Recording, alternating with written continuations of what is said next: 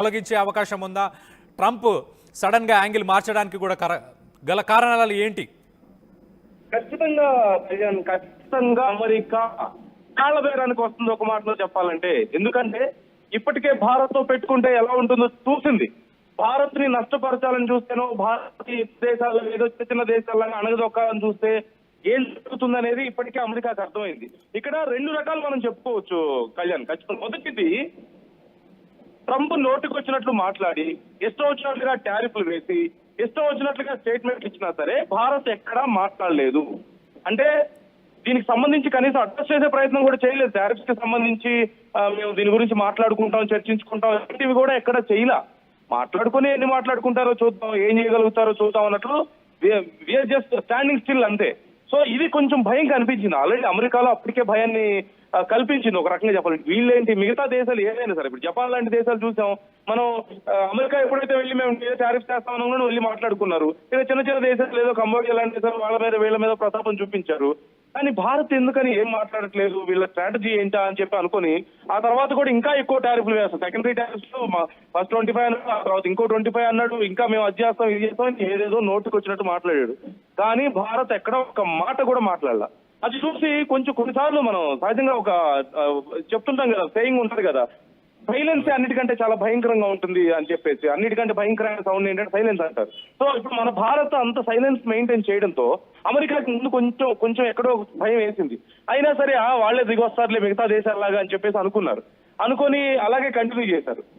భారత్ ఎప్పుడైతే రష్యాతో మళ్ళీ కొంత మింగిల్ అవ్వడం స్టార్ట్ అయిందో అప్పుడు వాళ్ళకి ఎక్కడో డౌట్ వచ్చి ఇంకొంచెం ప్రెజరైజ్ చేసే ప్రయత్నం చేశారు.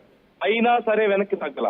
ఇప్పుడు చైనాకి ఎప్పుడైతే మోదీ వెళ్ళాడో అక్కడ జిన్పింగ్ తో కలవడం కానీ, లేదంటే ఇప్పుడు పుతిన్ తో కలవడం కానీ, ఇతర దేశాధినేతలందరూ అక్కడికి రావడం, వాళ్ళందరితో కలవడం, ఇవన్నీ చూసి గతంలో ఆల్రెడీ బ్రిక్స్ సమ్మిట్ సందర్భంగా గతంలో ఒకసారి భయపడ్డాడు ట్రంప్. ఏమని, మీరు ఆల్టర్నేట్ గా డాలర్ కి ఆల్టర్నేట్ గా ఇంకేదో తెద్దాం అనుకుంటున్నారు కరెన్సీ, మా డాలర్ ని తొక్కేస్తామంటే మేము ఊరుకుంటామా అని చెప్పేసి. అప్పుడు కూడా ఇదే టాపిక్ వచ్చింది. బ్రెజిల్ లాంటి దేశాలు మాట్లాడితే కూడా మనం ఆల్టర్నేట్ గా తీసుకురావాలి, ఖచ్చితంగా డాలర్ ఆధిపత్యం ఎక్కువైపోయింది, ఇష్టం వచ్చినట్లు చేస్తారని చెప్పేసి. ఇప్పుడు అలాంటి చర్చ మరొకటి వస్తుందని, ఇన్ఫాక్ట్ ఇంకా నిజం చెప్పాలంటే రూపాయి వాల్యూ దీనివల్ల ఇంకా భారీగా పెరుగుతుంది. స్టాక్ మార్కెట్ మీద ఆల్రెడీ ఇంపాక్ట్ చూపిస్తున్నాయి. వరల్డ్ వైడ్ గా ఇండియన్ స్టాక్ మార్కెట్ వాల్యూస్ ఇప్పుడు దీని మీద చాలా ఇంపాక్ట్ చూపిస్తున్నాయి. సో ఇవన్నీ చూసిన తర్వాత అర్థమైపోయింది, ఓహో వీళ్ళు సైలెంట్ గా ఉండడానికి రీజన్ ఇది. వీళ్ళు సైలెంట్ గా ఉన్నారంటే వీళ్ళది చేతకాంతరం కాదు, వీళ్ళది బలంగా ఉన్నారు కాబట్టే సైలెంట్ గా ఉన్నారు, భయవేసింది కాబట్టి ట్రంప్ అరుస్తున్నాడు అనేది ఇప్పటికి అర్థమైంది అమెరికాకు కానీ ప్రపంచ దేశాలకు కానీ. సో ఆ సినిమా డైలాగ్ చెప్పుకున్నట్లు చెప్పుకోవచ్చు. మనం ఒక మాటలో చెప్పాలంటే పవన్ కళ్యాణ్ ఒక సినిమా డైలాగ్ చెప్తారు కదా, భయం వేసినట్టు వస్తాడు, బలం ఉన్నాడు భరిస్తాడు అని చెప్పి. ఇండియా భరిస్తూ సైలెంట్ గా ఉంటే అమెరికా అనుకుంది ఇది బలహీనత అనుకుంది, మన మంచిదనాన్ని చేతకంతనంగా తీసుకుంది. ఇప్పుడు అర్థమైంది what is the capability of India, real capability ఏంటనేది ఇప్పుడు అర్థమైంది.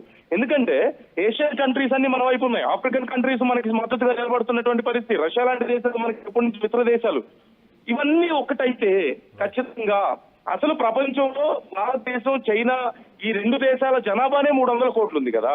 సో ఇంకేంటి అంటే ఇప్పుడు ఓవరాల్ గా ఈ బ్రిక్స్ దేశాలన్నీ కనుక కలిశాయంటే ఖచ్చితంగా మోస్ట్లీ 40% ఆఫ్ ది పాపులేషన్ ఇక్కడే ఉంది.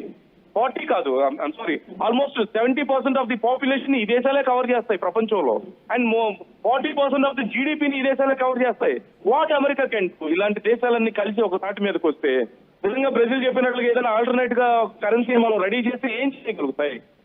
సో ఇలాంటి ఒక కండిషన్ చూసి ట్రంప్ కి భయం వేసింది, అమెరికాకి భయం వేసింది. ఇప్పుడు ఏం చేయాలి, వీళ్ళని మనం ఇష్టం వచ్చినట్లు మాట్లాడేసాం, ఇష్టం వచ్చినట్లు భయపెట్టేశాం కదా అని చెప్పేసి ఇప్పుడు కాళ్ళ బేరానికి వస్తున్నారు. అందుకే జుట్టు లేదంటే కాళ్ళు పట్టుకునే సామెత అంటారు కదా, ఇప్పుడు అదే జరుగుతుంది. జుట్టు పట్టుకొని ఆడించడానికి ట్రై చేశారు, మనం చాలా స్ట్రాంగ్ గా ఉన్నామని అర్థమైపోయింది. ఇప్పుడు మళ్ళీ కాళ్ళ బేరానికి వస్తున్నారు. మీరు చాలా గొప్ప మిత్రులు మాకు, మేము బిజినెస్ చేస్తాం, బిజినెస్ ని డెవలప్ చేస్తాం, గతంలో ఎంతో బెనిఫిట్స్ పొందాయి ఈ రెండు దేశాలు, ముందు ఇంకా బెనిఫిట్స్ పొందుతాయి. సో ఈ కైండ్ ఆఫ్ ఇప్పుడు మనం ట్వీట్ కూడా చూడొచ్చు. మరోవైపు అక్కడ ఉన్నటువంటి వాళ్ళు కూడా డిఫరెంట్ మాటలు, మార్కో రూబియో ఒక మాట మాట్లాడుతుంటే అక్కడ ఉన్నటువంటి ఆర్థికవేత్తలు మరొక మాట మాట్లాడుతున్నారు. సో వాళ్ళకి క్లారిటీ లేదు, కానీ భయం అయితే ఉంది. గవర్నమెంట్ కు ఆల్రెడీ భయం కనిపించింది.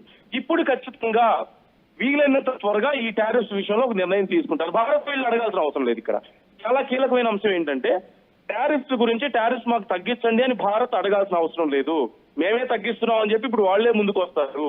ఖచ్చితంగా అమెరికానే మళ్ళీ ఒకసారి ముందుకొచ్చి లేదు ట్రంపే ఖచ్చితంగా అనౌన్స్ చేయబోతున్నాడు. లేదు ఇవన్నీ కూడా ఏముండవు, మేము టారిఫ్స్ తగ్గిస్తాము, ఇదంతా ఏదో పొరపాటున జరిగిపోయింది, ఎప్పుడు మేము గొప్ప మిత్రులే అని మరొకసారి చెప్పుకునే అవకాశం ఉంటుంది. ఖచ్చితంగా కాలబేరానికి వచ్చింది. ఇప్పుడు చేయగలిగింది ఏమీ లేదు అమెరికా అనేది అర్థమైపోయింది. ఇన్ఫాక్ట్ చేయగలిగింది ఏమీ లేకపోవడం కాదు, ఇలాగే వదిలేస్తే మన పని అయిపోతుందని అర్థమైపోయింది. ఎందుకంటే రెండు రకాలుగా, ఒకటి ఆర్థికంగా అమెరికాకి భారతదేశం నుంచి, చైనా నుంచి, ఇలా ఇతర దేశాల నుంచి చాలా సపోర్ట్ ఉంది.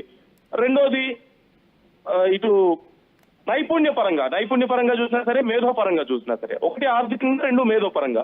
ఈ రెండు రకాల్లో కూడా అమెరికాలో ఉన్నటువంటి మోస్ట్ ఆఫ్ ది సపోర్ట్ అనేది భారతదేశం నుంచి, చైనా నుంచి, ఇతర దేశాల నుంచి వచ్చింది. అమెరికాలో ఉన్నటువంటి వాళ్ళది కాదు. అమెరికాలో నిజం చెప్పాలంటే మేధోపరమైనటువంటి సంపద మనం చూసుకుంటే ఇండియా నుంచి మోస్ట్ ఆఫ్ ది జీనియస్ అందరూ అక్కడికి వెళ్ళినటువంటి పరిస్థితి. టాప్ కంపెనీ సీఈఓస్ అందరినీ మనం ఆల్రెడీ చూస్తున్నాం కదా.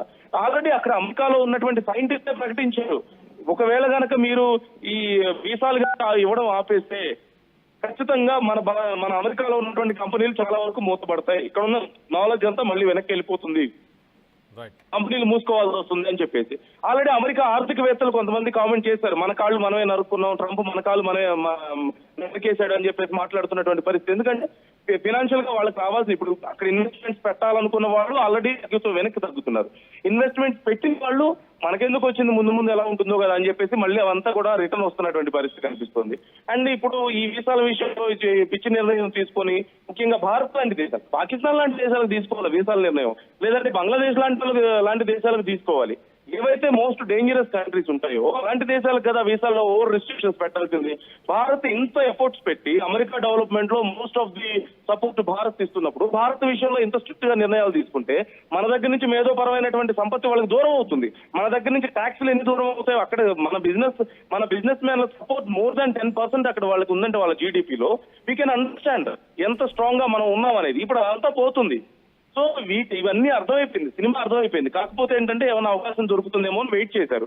అవకాశం దొరకకపోగా ఉన్న కొద్దిపాటి అవకాశం కూడా చేజారిపోతున్నటువంటి పరిస్థితి కనిపించి ఇంకా ఏమి చేయాలో అర్థం కాక జుట్టు పీక్కొని బయటకు వచ్చి చెప్తే ఎక్కడ పరువు పోతుందో అని, అలాగని చెప్పకపోతే ఉన్నది కూడా ఎక్కడ పోతుందో అని చెప్పేసి భయం వేసి చివరికి ఇదిగో ట్వీట్స్ మొదలు పెట్టారు. ఇంకా స్లోగా ఉన్నటువంటి ప్రతినిధులు మొదలు పెడతారు, వైట్ హౌస్ ప్రతినిధులు దీని గురించి మాట్లాడడం మొదలు పెడతారు. ఆ నెక్స్ట్ ప్రెస్ మీట్ లో కొంతమంది వాళ్ళు ఉన్నటువంటి అక్కడ డిఫెన్స్ డిపార్ట్మెంట్ వాళ్ళు మొదలు పెడతారు, మార్కో రూబియో లాంటి వాళ్ళు మొదలు పెడతారు. ఆ తర్వాత లాస్ట్ ట్రంప్ వస్తారు అనమాట. ట్రంప్ వచ్చేసి గ్రౌండ్ ప్రిపేర్ చేస్తారు, వీళ్ళందరూ వెనక్కి తగ్గామని ఒక్కసారిగా చెప్తే మళ్ళీ ఎక్కడ పరుగు పోతుందో అని. ట్రంప్ కూడా అదే ఒప్పుకుంటాడు. ఫైనల్ గా జరగబోయేది ఇదే. కాకపోతే ఇప్పటికే కొంచెం లేట్ చేస్తున్నారు, జరగాల్సిన నష్టం జరిగిపోయింది.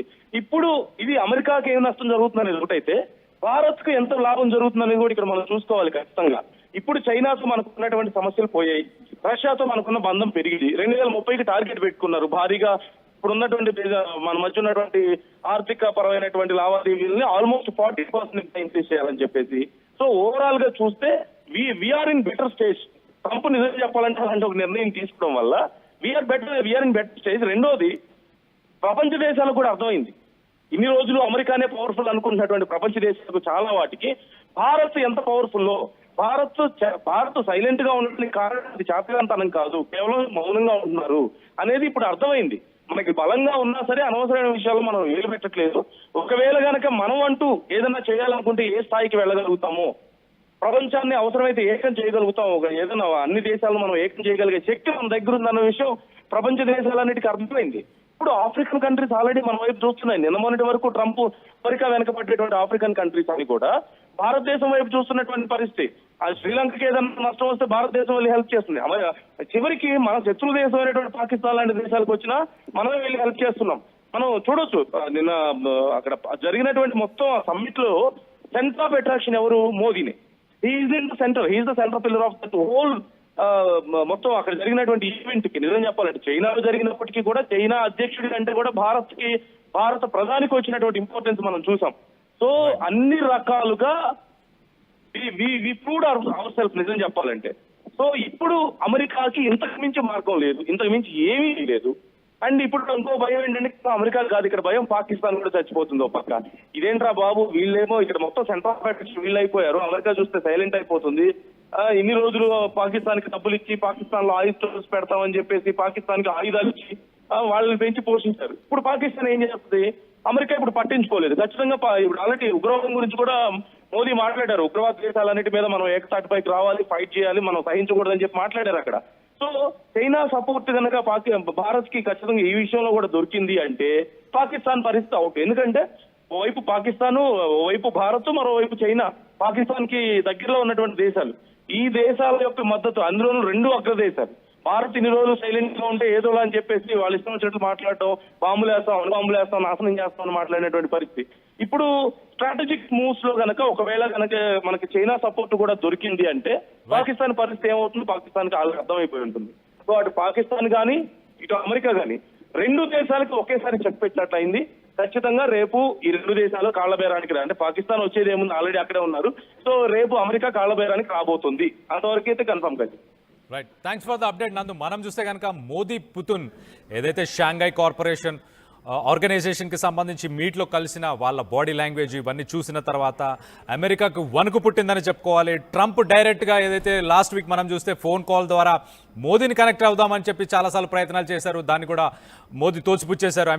కనెక్ట్ అవ్వడానికి ముందుకు రాలేదు. సో దాంతో ట్రంప్ వెనక్కి తగ్గాడు. ఇప్పుడు అమెరికా గవర్నమెంట్కి సంబంధించిన సెనేటర్లు వీళ్ళందరూ కూడా ముందుకు వచ్చారు. అమెరికా ఎంబసీ ఒక ట్వీట్ని కూడా మెన్షన్ చేస్తుంది, రానున్న కొన్ని రోజుల్లోనే ఒక మీటింగ్ ఉండబోతుంది. టారిఫ్స్కి కావచ్చు, ట్యాక్సెస్కి కావచ్చు, అలాగే డిఫెన్స్కి సంబంధించిన అన్నిటికీ సంబంధించిన అంశాలపై కూడా చర్చించే అవకాశం ఉంది. మాకు స్ట్రాటజిక్ పార్ట్నర్షిప్ ఎవరైతే ఇండియాతో ఏదైతే పార్ట్నర్షిప్ ఉందో ఆ పార్ట్నర్షిప్ని ఇంకా ముందుకు తీసుకెళ్లే ప్రయత్నంలో ఖచ్చితంగా మేము మంచి రిలేషనే మెయింటైన్ చేస్తాము. రానున్న కొన్ని రోజుల్లో ట్యాక్సెస్, టారిఫ్స్ వీటన్నిటిపై కూడా చర్చించే అవకాశం కూడా ఉందని చెప్పేసి యుఎస్కి సంబంధించిన ఎంబసీకి సంబంధించిన ఒక ట్వీట్ కూడా మనం చూడొచ్చు, చాలా క్లియర్గా ఉంది. సో రానున్న రోజుల్లో మనం చూస్తే కనుక 1-2 వారాల్లోనే ట్యాక్సెస్, టారిఫ్స్ పై కూడా ఒక డిస్కషన్ అయ్యే అవకాశం ఉంది.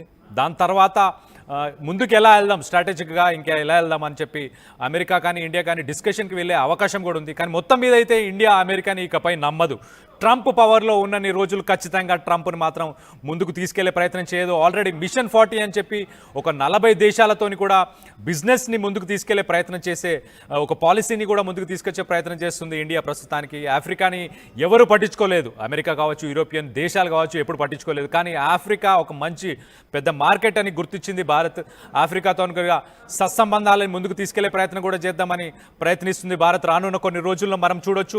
సో ఆయిల్, ఒకసారి మనం చమురు గురించి కనుక చూస్తే కనుక చమురు గురించి ఇప్పుడు ఏదైతే దిగుమతులు ఎగుమతులు జరుగుతున్నాయో వాటన్నిటికీ అమెరికాకి ఎటువంటి సంబంధం లేకుండా కూడా ఒక పాలసీ మేకింగ్ని కూడా రానున్న కొన్ని రోజుల్లో తీసుకొచ్చే ప్రయత్నం కూడా చేస్తున్నట్టు చాలా క్లియర్గా తెలుస్తుంది. ఒక్కసారి దెబ్బ పడిన తర్వాత ఇంకా మోదీ ట్రంప్తో ముందుకు వెళ్ళే అవకాశం ఖచ్చితంగా లేదని కూడా చాలా క్లియర్గా తెలుస్తుంది. అలాగే మనం ఒక్కసారి చూస్తే కనుక డొమెస్టిక్ పాలసీ గురించి కనుక చూస్తే ఇండియన్ గవర్నమెంట్ ఆల్రెడీ రిలీఫ్కి సంబంధించి కొన్ని టెంపరీ సబ్సిడీస్కి సంబంధించి ఏవైతే సెక్టార్స్కి ఎఫెక్ట్ పడొచ్చో టారిఫ్స్ వల్ల వాళ్ళకి కూడా సబ్సిడీస్ని కూడా ముందుకు తీసుకొచ్చే ప్రయత్నం చేస్తారు. అలాగే ఆయిల్ రిఫైనరీస్ ఏమున్నాయో వాటికి కూడా సబ్సిడీస్ కూడా కొన్ని తీసుకొచ్చే ప్రయత్నం చేస్తారు రానున్న కొన్ని రోజుల్లోనే.